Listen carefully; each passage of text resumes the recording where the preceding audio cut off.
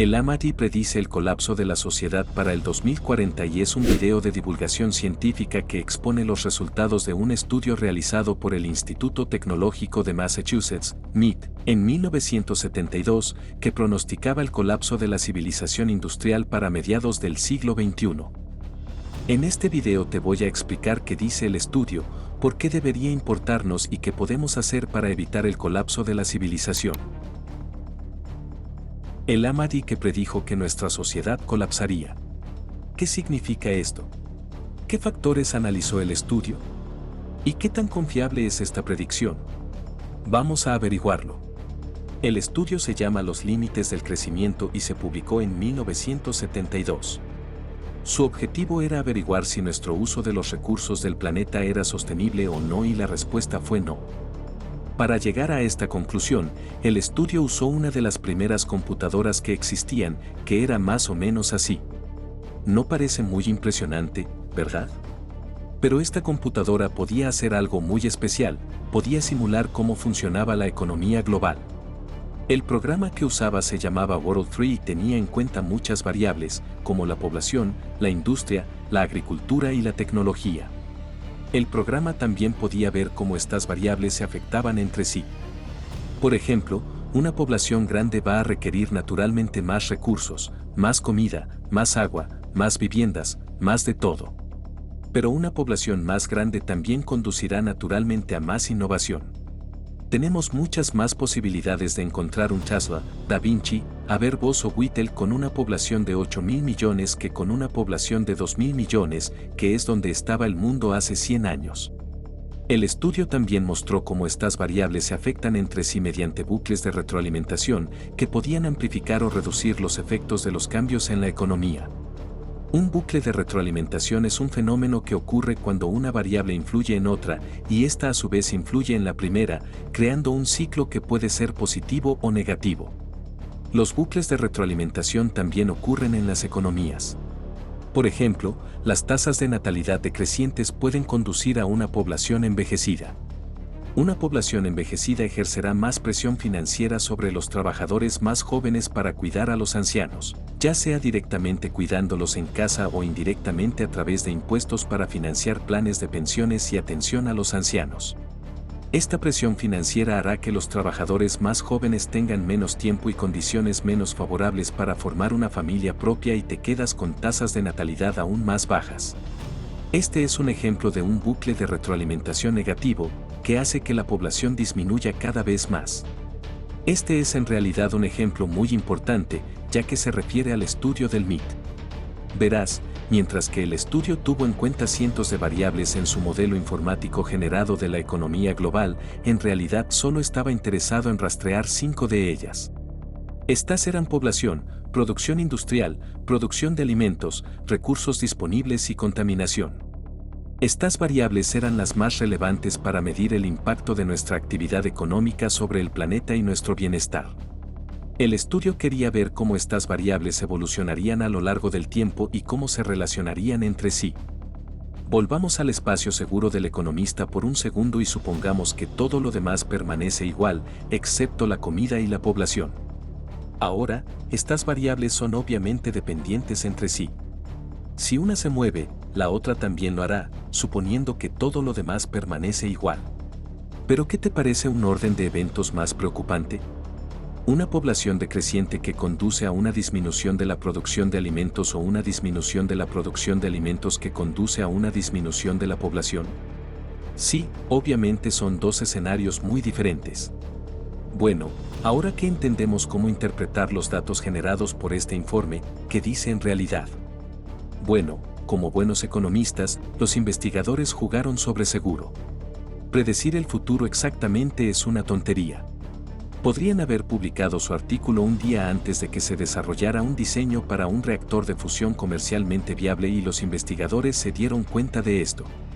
Así que lo que hicieron en su lugar fue ajustar las condiciones iniciales y ejecutar la simulación una y otra vez.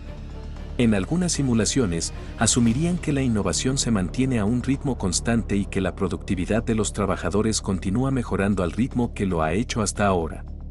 En otras simulaciones, asumirían que la innovación tecnológica sigue aumentando exponencialmente, lo que significa que cosas como cosechar recursos del espacio o cultivar alimentos en laboratorios se vuelven posibles. Y luego, en otras simulaciones, asumirían que el progreso tecnológico se estancaría lentamente. Una nota al margen rápida es que un estancamiento tecnológico puede no sonarnos muy realista hoy en día, pero eso es solo porque hemos crecido en una época de innovación constante. La ley de Moore es un gran ejemplo de esto. Durante las últimas 5 décadas, la potencia informática se ha duplicado aproximadamente cada 2 años. Pero estamos empezando a alcanzar los límites físicos de cuántos transistores podemos empaquetar en un microchip. Tecnologías prometedoras como la computación cuántica pueden resolver este problema y permitirnos seguir accediendo a una potencia informática aún mayor. Pero entonces otra vez puede que no, y ese es solo un ejemplo. Mucha de la innovación tecnológica hoy en día son solo grandes empresas encontrando formas nuevas e innovadoras para que pierdas el tiempo consumiendo contenido publicitario. De todos modos, la innovación tecnológica fue solo una variable que los investigadores de este informe ajustaron. También ejecutaron modelos que asumían tasas de natalidad más bajas, tasas de natalidad más altas, tasas de reciclaje más altas, más descubrimientos de recursos, mayores niveles de comercio global, menores niveles de comercio global optimista, de nuevo, el más optimista. A menos que ocurra algún desarrollo tecnológico loco e imprevisto que cambie radicalmente la forma en que gestionamos nuestras economías, esto podría suceder y esperemos que así sea. Pero es difícil hacer planes concretos para tecnologías que aún no podemos concebir, aparte de quizás hacer un sacrificio espiritual a papá Elon. No puede hacer daño de todos modos. La mala noticia es que, mientras que el estudio original de 1972 pensaba que esto podría ser algo a lo que podríamos aspirar de forma realista, la línea de tiempo de todas las variables capturadas en este resultado tiene el ajuste más lejano a nuestra realidad actual, según lo explorado por el estudio de seguimiento de 2021. El estudio de Gaia Harrington sugiere que el camino que realmente estamos siguiendo se ajusta mejor a lo que los investigadores de 1972 llamaron el escenario de negocio como siempre 2. Y eso no es bueno. Este es un modelo que muestra un colapso muy evidente. El peor escenario es el de negocio como siempre 2, donde seguimos creciendo sin control hasta que todo se derrumba. Y lo más escalofriante es que este es el escenario que más se parece a nuestra realidad actual, según un estudio de 2021 que actualizó el informe original. En este escenario, la contaminación se dispara, el reciclaje no funciona, la comida escasea, la gente muere de hambre, los trabajadores faltan, los recursos se agotan y la producción y la economía se desploman. Esto es el fin de la sociedad. Y eso da mucho miedo. Así que, ¿qué podemos hacer? ¿Hay alguna esperanza? Bueno, hay algunas críticas al informe que dicen que es muy pesimista con la innovación humana. Estos críticos dicen que cuando las cosas se pongan feas, la humanidad encontrará soluciones tecnológicas que nos salvarán del desastre. Ya podemos ver algunos ejemplos de esto, como el aumento de las energías renovables. ¿Pero será suficiente? ¿O será demasiado tarde?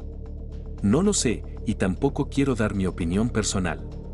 Solo quiero que leas los informes tú mismo y saques tus propias conclusiones. Tal vez todo esto sea una exageración y podamos aprender algo sobre los límites de los modelos matemáticos. O tal vez sea una advertencia seria y podamos tomar medidas para evitar el colapso. O tal vez sea una profecía inevitable y solo nos quede prepararnos para lo peor. Sea lo que sea, creo que es importante estar informados y conscientes de lo que está pasando en nuestro planeta. El mejor escenario posible es que todo esto fuera exagerado y pudiéramos usarlo como una excusa para aprender sobre los límites de crear modelos sistemáticos para predecir el futuro. El peor escenario posible es que, bueno, supongo que es hora de empezar a aprender a buscar comida en el desierto. Si te ha gustado este video, no olvides suscribirte a Economía para Inquietos y darle like para traerte contenido similar. Hasta la próxima.